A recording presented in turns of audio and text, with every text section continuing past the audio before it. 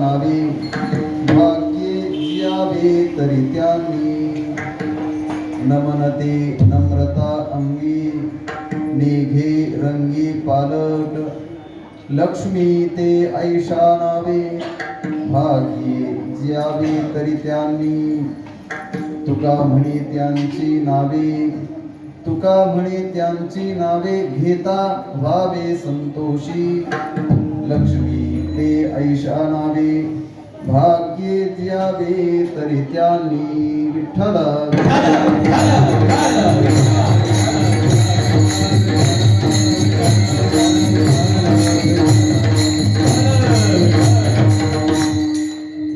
ब्रह्मा वरुणेन्द्र रुद्रमरुतस्तुर्वन्ति दिव्यैस्तवैर् वेदैः साङ्गपदक्रमोपनिषदैर्गायन्ति यं सामगाः ध्यानावस्थिततद्गतेन मनसा पश्यन्ति यं योगिनो यस्यान्तन्न विदुस्वरासुरगणा देवाय तस्मै नमः पांडुरंगा करो प्रथमारंभ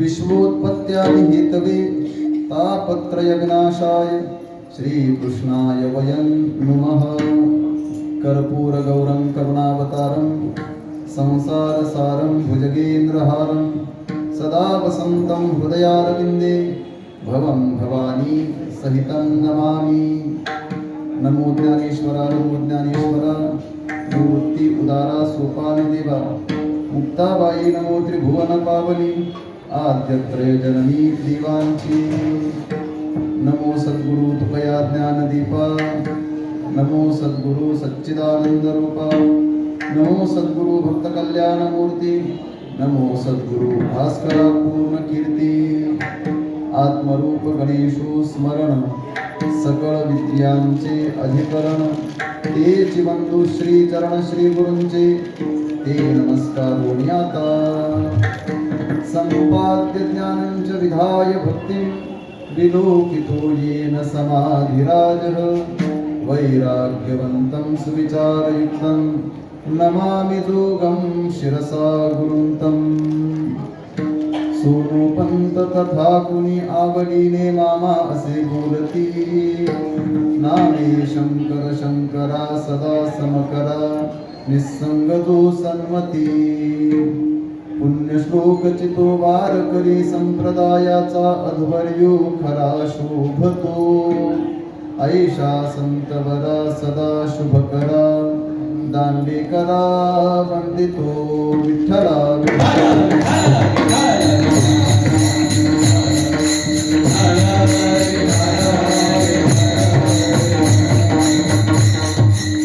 मोकळे मन रसाळवाणी मोकळे मन रसाळवाणी याची गुणी संपन्न लक्ष्मी ते ऐशा नावी भाग्ये ज्यावे तरी त्यांनी भगवत चिंतन सेवेकरता निवडलेले अभंग आपणा सर्वांचे सुपरिचित वारकरी संप्रदायाचे कलशस्थान देहू निवासी वैराग्य रागरसिक श्रीमंत श्री जगद्गुरु तुकोबाराय यांच्या अभंग गाथेतील 4 चरणांचा संतपर प्रकरणातील अभंग असून वर्तमान अभंगाच्या माध्यमातून जगद्गुरु श्री तुकोबाराय लक्ष्मी अर्थात संपत्तीने संपन्न असणं या व्यवच्छेदकाने संतांचा आपल्याला परिचय करून देत आहेत आणि त्यांच्या नामाचा प्रताप सांगतायत. विठ्ठल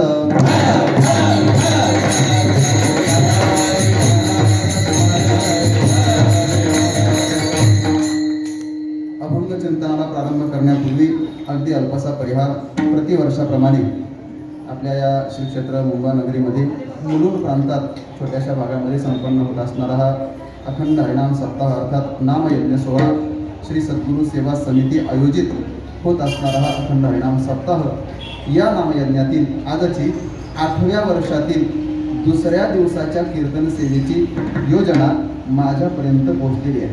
समस्त सप्ताह संयोजक समिती असेल किंवा कार्यक्रमाचे सगळे मार्गदर्शक आदरणीय तळपे महाराज, देशमुख महाराज, मला सर्वांचा नक्की परिचय नाही, पण जे असतील ते सगळेच यांच्या सर्वांच्या सूचनेने आणि आमचे परमस्नेही आदरणीय श्री तुकारामजी कचरे बाबा यांच्या आज्ञेने ही चिंतन सेवा माझ्यापर्यंत आलेली आहे. विठ्ठल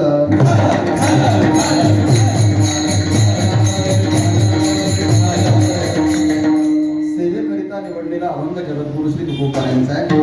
या अभंगातून तुकोबार आहे आपल्याला संतांचा परिचय करून देत आहेत आणि तो करून देत असताना एका स्वतंत्र वेगळ्या असा व्यवच्छेदकाने करून देत आहे. व्यवच्छेदक आहे लक्ष्मी ते ऐशा नावे. संतांच्या जवळ असणारी लक्ष्मी कोणती, संतांच्या जवळ असणारी संपन्नता नक्की कोणत्या संपत्तीने सिद्ध होते, ती संपत्ती तुकोबाराय सांगतायत. आणि त्या संपत्तीने असणारे संत, त्या संपत्तीने संपन्न असणारे संत, त्यांचं या मृत्यू लोकातलं राहणं किती भाग्याचं आहे हेही सांगतायत. एवढंच नव्हे तर अशा संत महात्म्यांच्या संपत्तीचा आपल्याला परिचय झाल्यानंतर आपण त्यांचं नाव घ्यावं आणि आपण जर त्यांचं नाव घेतलं तर आपल्याही जीवनात त्या संपत्तीने प्राप्त होणारी संतुष्टी कशी प्राप्त होईल याचा विचार तुकोबाराय सांगतायत. अगदी शब्दशः जर अभंगाकडे पाहायचं झालं तर तुकोबाराय म्हणतात, हो, संतांच्या जवळ असणारी संपत्ती कोणती, लक्ष्मी ते. ती संपत्ती आहे कोणती, पहिलं सांगितले मोकळे मन. संतांचं मन मोकळं आहे, मोकळं मन असणं ही संतांची संपत्ती आहे, ही त्यांची लक्ष्मी आहे. रसाळ वाणी, वाणीमध्ये रसरूपता असणं, रसभरितपणा असणं, अर्थात मधुर वाणीने बोलणं ही संतांची संपत्ती आहे. रसाळ वाणी. आणि ऐका बरं, कदाचित व्यवहारामध्ये संपत्ती म्हणजेच पैसा, सोनं, संपत्ती, मोती, माणकं याला म्हणतात, पण तुकोबाराय म्हणतात नव्हे नव्हे, संतांची लक्ष्मी धनाने युक्त असणं नव्हे, मग गुणांनी युक्त असणे. याची गुणी संपन्न, गुण असणं ही संतांची संपत्ती आहे. आणि या संपत्तीने संपन्न असणारे संत या मृत्यूलोकामध्ये राहतात ना, कदाचित आपणही राहतो आणि तेही आपल्याला राहताना दिसतात, पण दोघांमध्ये फरक आहे. आपण करंट कपाळ घेऊन राहतो आणि ते मात्र भाग्याने राहतात. भाग्ये ज्यावे तरी त्यांनी भाग्याने राहतात. अजून त्या संतांची संपत्ती आहे ते नमन धारण करून राहतात. अर्थात नमन नाम नम्रता अंगी, अंगामध्ये असणारी नम्रता ही संतांची संपत्ती आहे. ते सतत नम्र राहतात. अजून नेघे रंगी पालट, स्वीकारलेल्या रंगामध्ये ते बदल करत नाही. जो रंग आपल्या जीवनाला लागलाय त्या रंगाचा पुन्हा बेरंग करण्याचा प्रयत्न संत महात्मे करत नाही. रंगी पालट नेघे ते लक्ष्मी, ज्यांच्या जवळ आहे तेच भाग्यवान आहे. महाराज, त्या संतांचा तुम्ही आम्हाला परिचय करून देता, पण आमचा प्रश्न आहे, त्यांचं असणं भाग्याचं आहे किंवा त्यांच्या जवळ आमची आमची संपत्ती आहे, ते तुम्ही आम्हाला सांगून आम्हाला त्याचा उपयोग काय. तुकोबाराय म्हणतात, असा जर त्यांचा तुम्हाला परिचय झाला असेल तर तुम्हीही एक केलं पाहिजे. काय, अशा दैवी संपत्तीच्या गुणांनी युक्त असणारे संत महात्मे, त्यांचं नाव आपण आपल्या मुखाने उच्चारलं पाहिजे. काय होईल, तुका म्हणे त्यांची नावे घेता. त्यांची नावं जर आपण मुखाने उच्चारली तर परिणाम व्हावे संतोषी, संतुष्ट होऊ.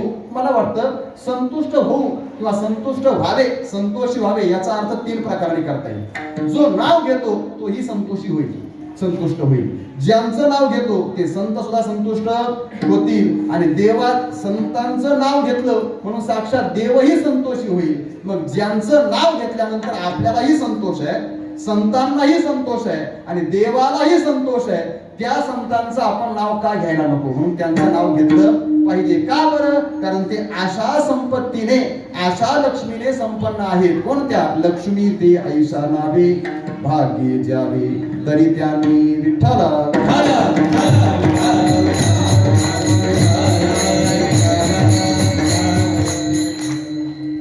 अभंगाचा शब्दशः सरळ सरळ अर्थ आपल्या समोर ठेवलाय. आपल्या मर्यादित आणि नियोजित वेळेमध्ये काहीच अभंगाचं चिंतन करायचं आहे.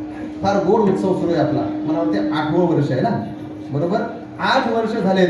तर मी असं ऐकलं की 8 वर्ष झालंय, पण 8 वर्षा इतका जुना आहे किंवा 8 वर्षा इतका नवा आहे असं या सप्ताहाचं उत्सवाचं स्वरूप नाही. मग हा 80 वर्षासारखा पोक्त आणि प्रौढ उत्सव वाटतोय.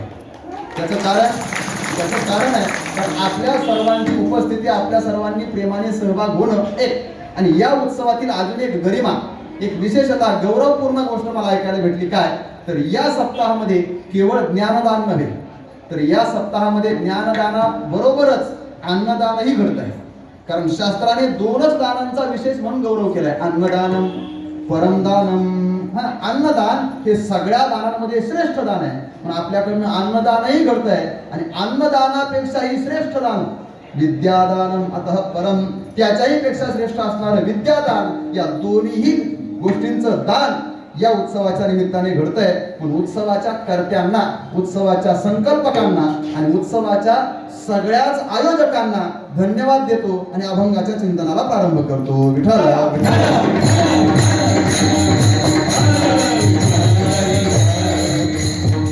व्यवहारामध्ये माणसाला जगण्याकरता काय लागतं याचा विचार केला पाहिजे. का मी हा जन्म शब्द स्वीकारतोय? कारण तुकोबारांनी अभंगामध्ये भाग्ये ज्यावे असा शब्द प्रयोग केलाय.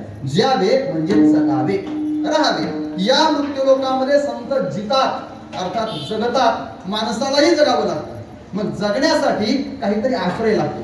अगदी शास्त्राने म्हणा किंवा तुमच्या विज्ञानाने म्हणा, माणसाच्या जगण्याच्या 3 गरजा सांगितलेल्या आहेत, ज्या सर्वांना माहिती आहेत. अगदी परिचय, माणसाच्या जगण्याच्या मूलभूत गरजा किती आहेत? 3च आहेत, अन्न, वस्त्र आणि निवारा. कदाचित याच्यामध्ये सध्या थोडासा बदल झालेला पाहायला मिळतो. काय झालंय? मी असं ऐकलंय, बरं मग आता शाळेचा आमचा संबंध नाही तितकासा, पण असं ऐकलंय काय, सध्या विज्ञानाने माणसाच्या 3 मूलभूत गरजांमध्ये अजून 2 गरजा वाढवल्या. अन्न, वस्त्र आणि निवारा, याच्यावर अजून 2 वाढल्यात. माहिती का तुम्हाला? मोबाईल व्यर्थच नाही, आपल्याला जे लागतं ते नाही मागायचं. आरोग्य आणि शिक्षण या 2 गरजा वाढल्यात असं म्हणतात. पण मला असं वाटतं, जरी तुम्ही म्हटलात किंवा सध्याची शिक्षण प्रणाली असं म्हटली की आरोग्य आणि शिक्षण या माणसाच्या मूलभूत गरजा आहेत, तर तुकोबारांनी जर ते मान्य केलं असतं तर आम्ही मान्य केलं असतं. तुकोबारांनी मान्य करत नाही ना, आम्हाला मान्य नाही. का? कारण तुकोबारांनी सुद्धा माणसाच्या जगण्यासाठी लागणाऱ्या गरजा 3च सांगितल्या. निर्वाह पुरते अन्न आच्छादन, आश्रमाचे स्थान गोपी गुहा, आश्रमाचे स्थान गोपी गुहा, आश्रमाचे स्थान गोपी गुहा. निर्वाह पुरते अन्न आच्छादन, आश्रमाचे स्थान गोपी गुहा, आश्रमाचे स्थान गोपी गुहा, आश्रमाचे स्थान गोपी गुहा.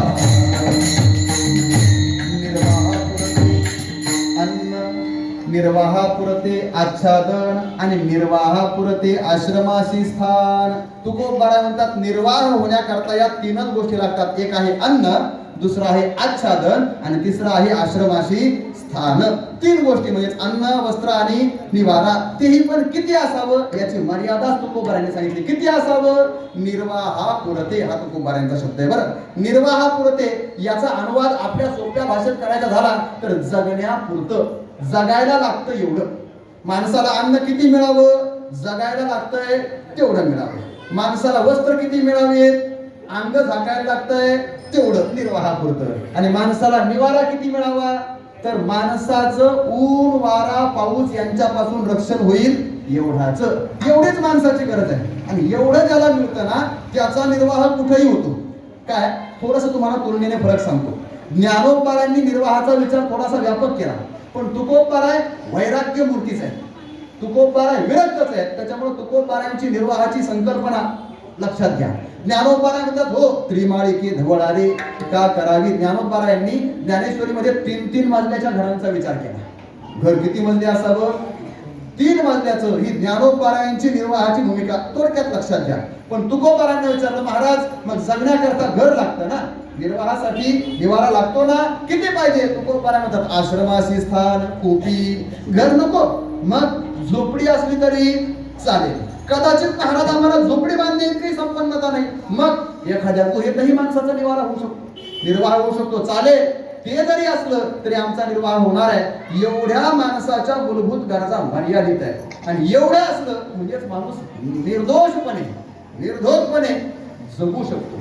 मी का सांगतोय, संसारामध्ये जगण्याकरता या 3 गोष्टींची गरज आहे. पण दुसरा विचार आहे परमार्थ. जसं संसाराच्या काही मूलभूत गरजा आहेत तशा परमार्थाच्याही काही मूलभूत गरजा आहेत, त्यांचा विचार केला पाहिजे. आज मला तेच पाहायचंय आणि सांगू, अन्न ही जशी संसाराची गरज आहे तशी अन्न ही परमार्थाची गरज आहे. वस्त्र ही जशी संसाराची गरज आहे तशीच वस्त्र ही परमार्थाची गरज आहे. आणि निवारा ही जशी संसाराची गरज आहे तशीच निवारा ही परमार्थाची सुद्धा गरज आहे. विठ्ठल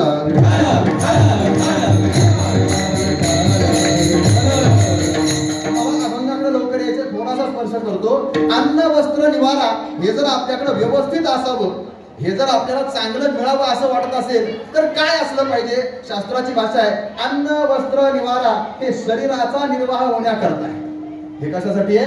शरीराचा निर्वाह होण्याकरता आहे. स्थूल शरीराचा म्हणा, सूक्ष्म शरीराचा म्हणा, मला त्याच्या भानगडीत पडायचं नाही, पण तेवढं सांगायचं, या शरीराला जगण्याकरता माणसाला अन्न मिळालं पाहिजे, या शरीराला जगण्याकरता वस्त्र निवारा असला पाहिजे. तसं सूक्ष्म शरीर आहे जे परमार्थामध्ये अत्यंत महत्वाचं आहे, ज्याची उपलब्धी परमार्थामध्ये असेल तरच माणसाने स्वतःला परमार्थिक म्हणून घ्यावा असा संतांचा निर्देश आहे. त्या सूक्ष्म शरीराचाही निर्वाह व्हायला पाहिजे आणि त्याच्यासाठी त्याच्या गरजा भागल्या पाहिजे. मग लक्षात ठेवा, जर स्थूल शरीराच्या गरजा भागण्याकरता या 3 गोष्टींची उपलब्धी व्हायला पाहिजे असेल, म्हणजेच या 3 गोष्टी शरीराला भोग रूपाने प्राप्त व्हाव्या लागतात.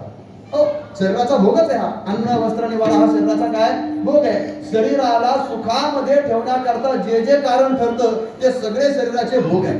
फक्त या भोगांचा विचार आपल्याला अनुकूलतेने आणि गरजेपुरता स्वीकारता आला पाहिजे.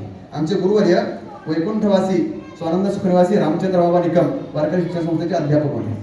आम्हाला ते शिकवायचे. तर त्यांच्या मुखातले एक वाक्य कायमचं असायचं. ते म्हणायचे, बुवा, अतिसंग्रह हा दुःखाला कारण ठरतो. माणसाने निर्वाहापुरती गरजेपुरती वस्तू कमवावी आणि तेवढी साठवावी. गरजेपेक्षा जास्त साठवलं, जास्त संग्रह केला तर त्यांचं हेच वाक्य असायचं, अतिसंग्रह हा माणसाच्या केवळ आणि केवळ दुःखाला कारण आहे. विठ्ठल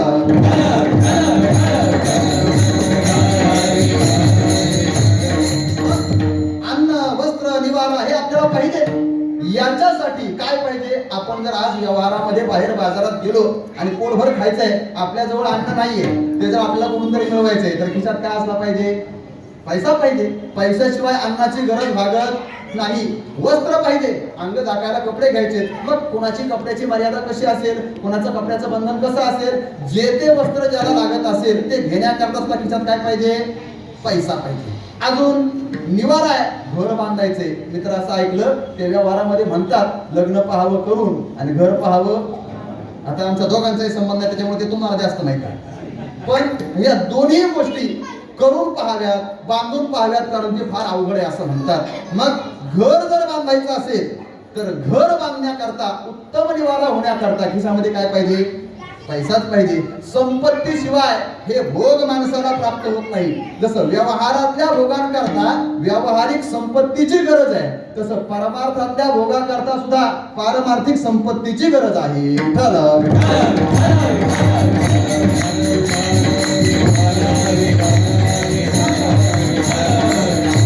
कोणी म्हणे, महाराज परमार्थात पण भोग आहे आणि जर भोगासाठीच परमार्थ आहे तर मग त्याला परमार्थ कसं म्हणायचं? आम्ही तर ऐकले महाराज, त्याग हा परमार्थाचा प्राण आहे आणि तुम्ही भोग सांगताय, तर मग भोग आणि त्याग यांचा समन्वय तुम्ही सांगणार कसा आणि याचा समन्वय साधला जाईल कसा? ऐका काय सांगितलंय. त्याग ही परमार्थाची भूमिका आहे. अगदी उपनिषदांची भाषा हीच आहे, त्यागेन एके अमृतत्वम आनशु. त्यागानेच अमृतत्वाला प्राप्त करून घेता येतं. किंवा गीता भाऊ हेच सांगते ना, त्यागात शांती अनंतरम अनंतरम त्यागात शांती. त्यागानेच शांतीला प्राप्त करून घेता येतं. असं जर असेल तर त्याग असावा. आणि तुम्ही सांगतायत परमार्थातला भोग. मग परमार्थातल्या भोगाकरता संपत्ती पाहिजे असं तुमचं म्हणणं आहे, पण परमार्थातला भोग कुणाचा? लक्षात ठेवा, परमार्थिकाला त्यागही जमला पाहिजे आणि परमार्थिकाला भोगही जमला पाहिजे. फक्त त्याग कशाचा करावा आणि भोग कशाचा घ्यावा याच्यातला विवेक समजला पाहिजे. विठ्ठल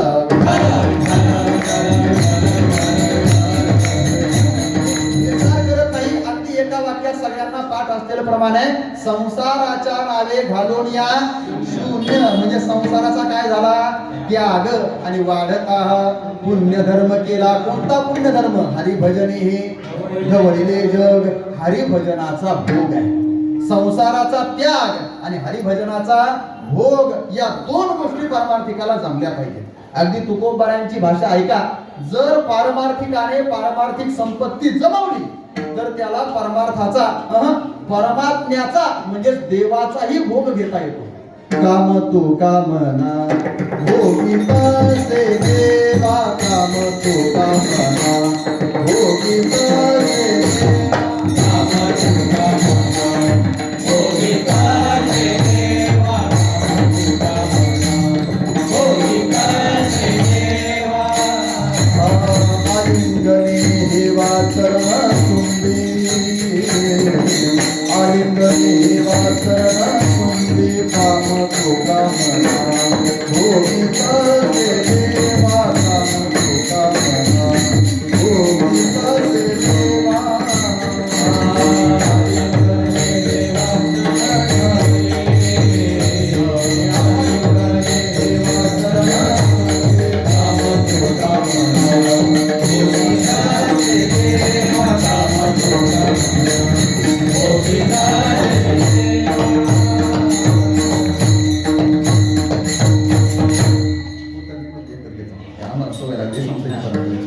काम तो कामना भोगी तसे देवा. आलिंगणे हेवा चरणचुंबी. तुकोबाराय म्हणतात परमार्थिकाला भोग घेता आला पाहिजे पण संसाराचा भोग नाही, मग देवाचा भोग घेता आला पाहिजे. काम तो कामना भोगी तसे देवा. आणि उदाहरण जर पाहायचं असेल ना, महाराज गोपिकांचं जीवन गवळणींचं जीवन कधीतरी अंतरंग म्हणून पाहिलं पाहिजे. गवळणींनी भोग घेतला कुणाचा? देवाचा भोग घेतलाय. त्यांचा भोग्य पदार्थ दुसरा नाहीच आहे. त्यांचा विषय एकच आहे. विषय तो त्यांचा झाला नारायण. गंमत सांगू, विषय तो त्याचा नाही, विषय तो त्यांचा. अनेक वचनी सर्वनाम आहे. अजून आहे का? एक विषय तो सकळांचा हरी. त्याच्या आवडीने आवडी इतरी अंधवैरे प्रेत. गवळणीमध्ये वर्णन आहे. गवळणी अनेक आहे पण गवळणींचा विषय मात्र किती आहे? एकच आहे. परमार्थामध्ये असं आहे महाराज, एका माणसाचा विषय एक नसतो. आमच्या गुरुवर्य मृदंग महर्षी स्वानंद सुनिवासी वैद्यवांच्या भाषेत एक एकाचा विषय नाही, एक सर्वांचा विषय नाही, सर्व एकाचा विषय नाही आणि सर्व सर्वांचा विषय नाही. विठ्ठल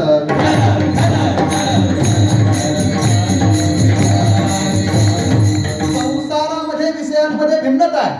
संसाराचा नियमच असा आहे, संसारामध्ये एकाचा विषय एक असतो, दुसरा विषय त्याला जमत नाही. माझा विषय जो आहे तो तुम्हाला जमणार नाही आणि तुमचा विषय जो आहे तो मला जमणार नाही. प्रत्येकाचा विषय भिन्न आहे. प्रत्येकाचा विषय भिन्न हे संसारातलं आहे. पण परमार्थामध्ये मात्र अनेक जण जरी असले तर त्या सगळ्यांचा विषय मात्र किती आहे? एकच आहे. थोडं सूक्ष्मतेने विचार करा. अगदी एक विषय तो सकळांचा हरी किंवा विषय तो त्यांचा म्हणण्यामध्ये गवळणी अनेक आहे आणि अनेक गवळणींचा विषय एकच आहे. कोण? गवळणींचा विषय कोण? भगवान कृष्ण परमात्मा. बरोबर. अजून ऐका, एक गवळण जरी असली तरी तिच्या अनेक इंद्रियांचा विषय सुद्धा एकच आहे. गवळण एक आहे पण तिची इंद्रिय किती आहेत? अनेक आहेत. मग भोग घेण्याकरता ज्ञानेंद्रियांचा विचार होतो. कारण विषयांचा भोग ज्ञानेंद्रिय घेतात ना. शब्द, स्पर्श, रूप, रस, गंध या सगळ्या विषयांचा भोग घ्यायचा असेल तर माणसाची ज्ञानेंद्रिय उत्तम असावी लागतात. ऐका, ज्ञानोबारांनी सांगितलंय, व्यवहार असं सांगतो की एका ज्ञानेंद्रियांचा विषय किंवा एका ज्ञानेंद्रियाचा विषय दुसऱ्या ज्ञानेंद्रियाला कळत नाही. हा व्यवहाराचा नियम आहे. अगदी ज्ञानोबारांनी दिलेलं उदाहरण सांगतो तुम्हाला. पहा, ज्ञानोबाराय म्हणतात काय झालं, एका माणसाला रस जास्त आवडतो. रस कळतोय ना? रस रस कसला असतो? ऊसाचा. तिला माहिती आहे सध्या आंब्याचा सीजन नाही. ऊसाचा रस. कसला रस? ऊसाचा रस. ऊसाचा रस एखाद्या माणसाला फार आवडतो. मग त्याला आवडतो म्हणून एखाद्याने रस बनवून आणला. ज्ञानोबाराय म्हणतात त्याच्यासाठी अगदी बिना बर्फाचा रस बनवून आणला. काय ते आलं, लिंबू काय काय टाकतात त्यात माहिती ना? आवडतो ना? मग तो बनवून आणला. आणलेला रस त्याला प्यायला गेला. म्हटले माऊली, तुमच्यासाठी तुमच्या आवडीचा पदार्थ रस आणलाय, ऊसाचा रस आणलेला आहे, पण त्याने तोंडच वाकडं केलं. महाराज, का तोंड वाकडं केलं? तुम्हाला तर रस फार आवडतो. तो म्हटला आवडतोय पण सध्या मी पिऊ शकत नाही. का बरं? अडचण आहे. म्हटला माझं भयंकर तोंड आलंय. तोंडाला कळतं ना, तोंड दोन प्रकारने येतं बरं. काहींचं बोलण्याचं येतं आणि काहींचं खाण्याचं येतं. हां, काही जर जास्त चुरू बोलायला लागले तर म्हणतात जास्त जास्त तोंड आलंय, ते बोलण्याचं तोंड येत आहे. आणि काहींना खाता येत नाही त्यावेळेस म्हणतात याचं काय झालंय, तोंडच आलंय. तर यांचं खाण्याचं तोंड आलं होतं. मग त्याचं तोंड आलं होतं, तो म्हणतोय मी ठेवू शकत नाही. अहो म्हटलं नुसतं काय चावायचं आहे का, काय दाताखाली घ्यायचं काय नाही, फक्त तोंडात ओतायचं आणि गटगट द्यायचा. ते म्हटले मला पाण्याचा थेंब सुद्धा सहन होत नाही. पाण्याचा थेंब जरी तोंडात घेतला तर तोंडाची आग होते. उसाचा रस पेल कसा. ज्ञानोबा म्हणतायत मग देणारा शहाणा होता. तो म्हटला काय, तोंडाने जरी गेला तरी पोटातच जाणार आहे ना. एक काम करू म्हटला काय, नरसाळा आणा. नरसाळा म्हणजे हे नरसाळ राशनच्या दुकानामध्ये पाहायला मिळायचं.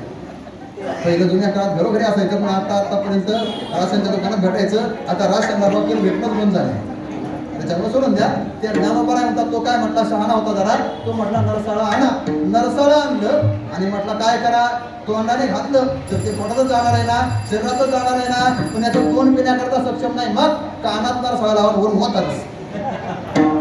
ज्ञानोबांची भाषा आहे बरं. करोनी रससोय बरवी कानी केवी भरावी. रससोय बरवी केली आहे, सुंदर रस आणलाय, उत्तम रस आणलाय आणि कानात ओतला. कानाला चौकडेल का, नाही करणार का.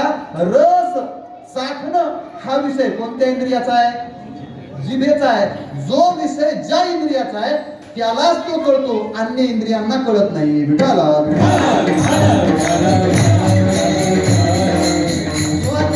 म्हणतात एकाला गंध फार आवडतो, मग त्याच्यासाठी सुगंधी फुलं आणली, अत्तर आणलं आणि त्याला म्हटली वास घेऊन पहा. कसं काय, तो म्हणतो वास घेतला असता पण मला झाली सर्दी. आता कसा वास घेणार, श्वास घ्यायला त्रास होतोय, वास कसा घ्यायचा. ज्ञानोबा म्हटले काय करा, फुले आणून कुरंबावी डोळा केवी. डोळ्याला दिसतं ना, डोळ्याला ज्ञान होतं ना, मग फुलं लावा डोळ्याला आणि वास कसा येतोय सांगा. जमणार आहे नाही.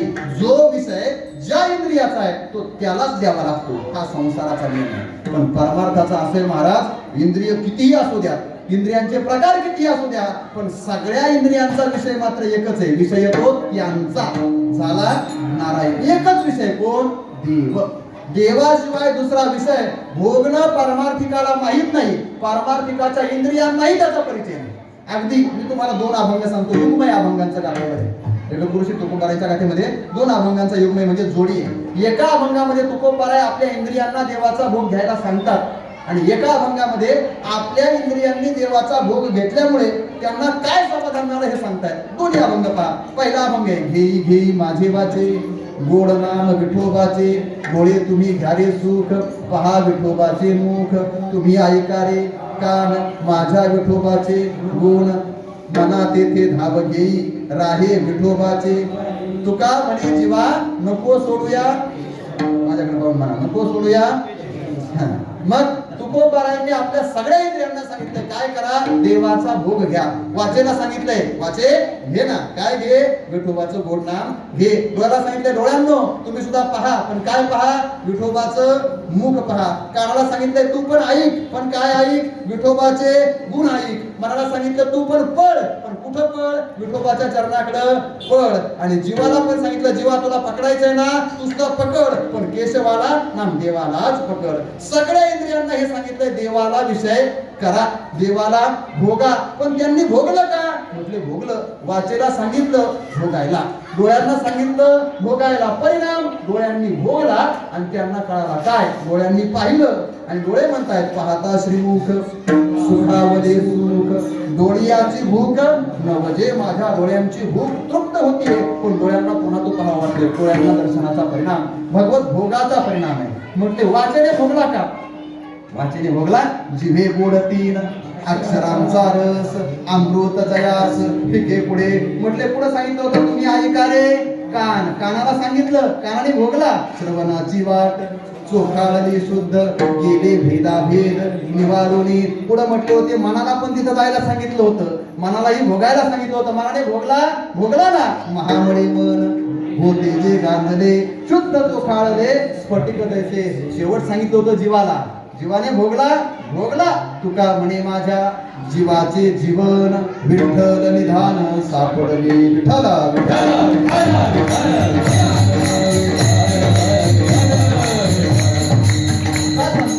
पारमार्थिकाचा भोग एकच आहे. पारमार्थिकाचा भोग्य विषय एकच आहे, तो म्हणजेच नारायण, तो म्हणजेच भगवंत, तो म्हणजेच देव. पारमार्थिकाने देवाला सोडून दुसऱ्या कुणालाही भोगायचं नाही. आपला विषय देवच पाहिजे. थोडस वेगळं बोलू, आपल्या शरीराला जे भोग मिळतात ना ते सुद्धा देवासाठी म्हणून असले पाहिजे. हे लक्षात ठेवलं पाहिजे बरं. बऱ्याच वेळेला असं होतं, माणूस आपल्या शरीराचे भोग वेगळे ठेवतो आणि देवाचे भोग वेगळे ठेवतो. म्हणून आपल्या शास्त्राचा नियम आहे, कधीही माणूस जेवायला बसला का जे अन्न आपण घेतो ते पहिल्यांदा देवाला द्यावं आणि मग त्याचा प्रसाद म्हणून भक्षण करावं. त्याचा दोन प्रकारे फायदा आहे. काय? देवाला न देता खाल्लं, आपण जर देवाला न देता खाल्लं तर चोरी केल्याचं पाप लागते. ही माझ्या भाषा नाही, शास्त्र सांगते, तैर दत्तान प्रदाय यो हुंते स्तेन एव सह, या हुंते सह स्तेन एव. जो देवाला न देता खातो ना तो चोर आहे. ती गीतेची भाषा आहे. देवाला न देता खातो तो कोण आहे? चोर आहे. पण आपण जर देवाला देऊन खाल्लं तर चोरीचं पाप लागणार नाही, एक. आणि दुसरं म्हणजेच आपण जर देवाला देऊन खाल्लं तर देवाचा उच्छिष्ट प्रसाद खाल्ल्याचं पुण्य लागणार. म्हणजे पापही लागणार नाही आणि पुण्यातही भर पडेल. फक्त एकच करावं, जेवायला बसत असताना देवाचं नाव घेऊन जेवण करावं. विठ्ठल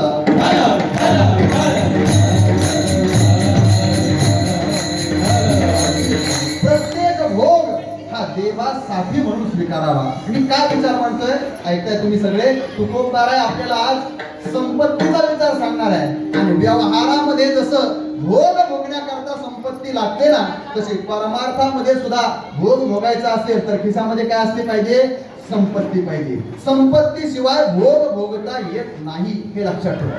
संपत्ती असेल तरच भोग. कारण संपत्ती आणि भोग या दोघांमध्ये निर्वाह संबंध आहे. एक निर्वाहक आहे, कोण? संपत्ती. ती निर्वाहन करणारी आणि निर्वाह्य कोण आहे? म्हणजे उपजीव्य कोण आहे? तर भोग, परमात्म्याचा भोग घेणं हा उपजीव्य आहे. मग या दोघांमधला संबंध आपल्याला साधता आला पाहिजे. पैसा कमवावा लागतो. आज मला सांगा बरं, या मुंबईमध्ये आपण सगळे राहत आहे, कशासाठी राहत आहे? काही तो काय तुमचा राहण्याचा टाइमपास म्हणून, मजा म्हणून? शक्य नाही महाराज. आम्ही जर मुंबईत आलो ना, आता फार दिवसानंतर मला 2 दिवस मुंबईत राहावं लागलं बरं. काल आलो आणि आज थांबलो दिवसभर. पण असं झालंय, कधी इथून एकदा बाहेर पडून यावं महाराज. नको वाटतं इथं, पण इथं आपण राहत आहे. हेतू काय?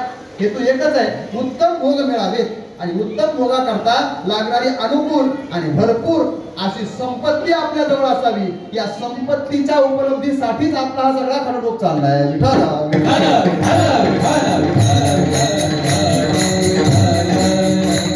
फक्त एक लक्षात ठेवलं पाहिजे, संपत्ती म्हणत असताना, लक्ष्मीचा विचार करत असताना, पैशाचा धनाचा विचार करत असताना केवळ व्यावहारिक संपत्ती कमावण्यासाठी माणसाने प्रयत्न करू नये.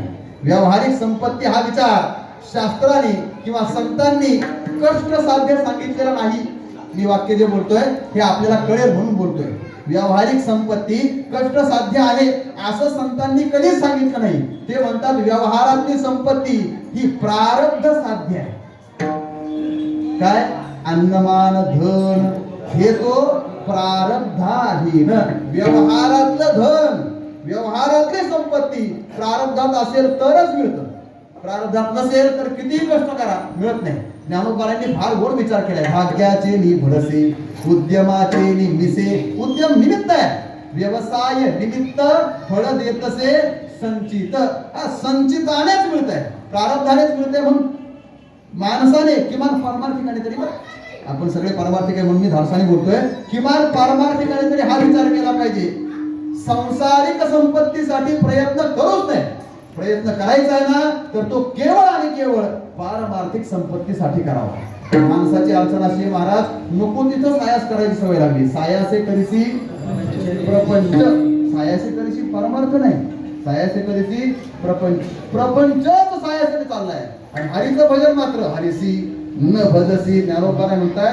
कोणता गुण आहे माहित नाही, तसं तर गुण नाही, तो अवगुणच आहे. अवगुण आहे तो, हरीचं भजन होत नाही हा. पण ज्ञानोबारायांचं औदार्य असं आहे, ज्ञानोबारायांची मधुरा वाणी आहे की ज्ञानोबारा त्याला सुद्धा गुण म्हणतात.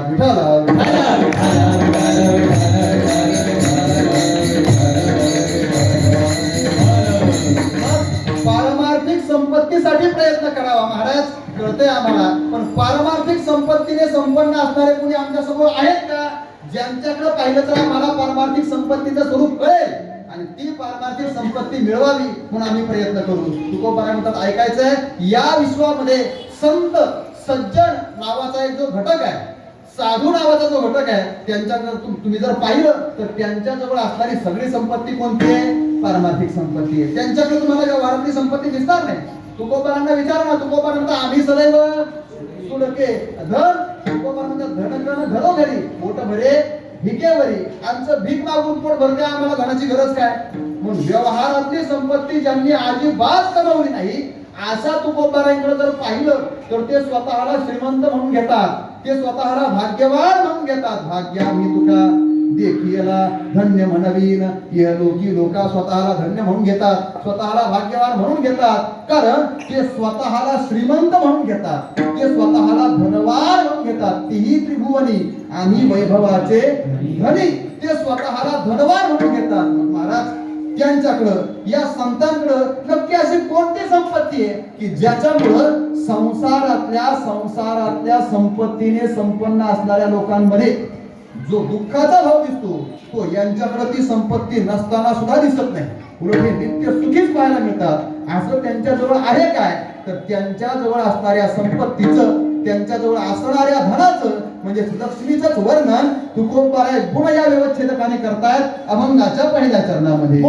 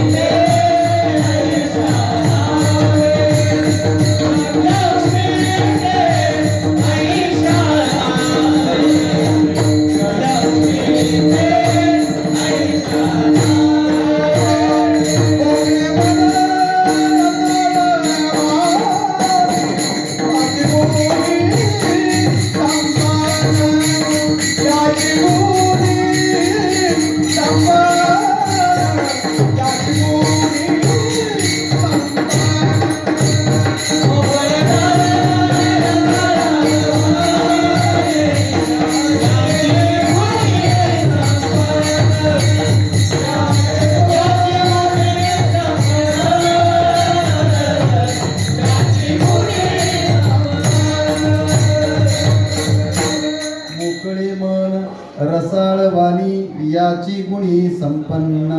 संतांच्या जीवनामध्ये असणारी संपत्ती कोणती, त्यांचं धन काय, त्यांची लक्ष्मी कोणती, तुकोबारांनी सांगितलंय संतांच्या जीवनामध्ये ही संपत्ती आहे. तसं तर संतांची संपत्ती ही अनेक लक्षणांनी सांगावी लागेल.